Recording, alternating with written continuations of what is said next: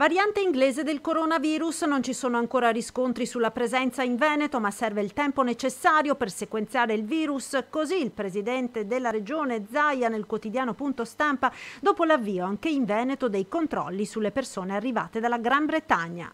L'ordinanza fatta per la Gran Bretagna serve farla giuridicamente perché evitiamo che i cittadini, se provengono dalla Gran Bretagna, devono andare da un medico a farsi un certificato per fare il tampone, quindi possono andare direttamente e ce l'hanno gratuito il tampone. Domani intanto la Regione presenterà il piano vaccinale anti-Covid con la responsabile della prevenzione del Veneto, dottoressa Russo, ed il virologo Palù.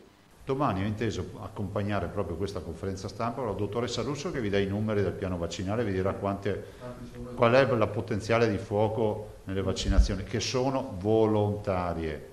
Cioè se uno non vuole, sta a casa a guardare la televisione, non serve che si preoccupi per gli altri che si vaccinano, che vogliono vaccinarsi.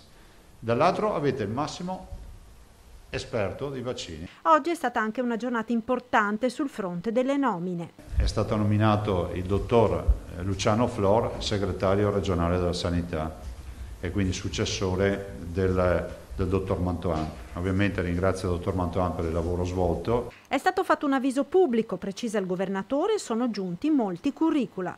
Ma in questa fase siamo convinti che ancora quel quid in più che può dare un medico che ha un'esperienza importante come il dottor Flor, che è stato in azienda ospedaliera di Verona, è stato in azienda ospedaliera di Padova, è stato all'interno dell'assessorato alla programmazione, insomma ha un curriculum assolutamente di altissimo livello nell'esperienza della sanità pubblica, oltre ai risultati che ha portato con Padova e con il nuovo Policlinico Universitario, vada nella direzione che con molta obiettività, anche da un confronto con l'assessore Lanzarin, sia la soluzione migliore in questo momento storico.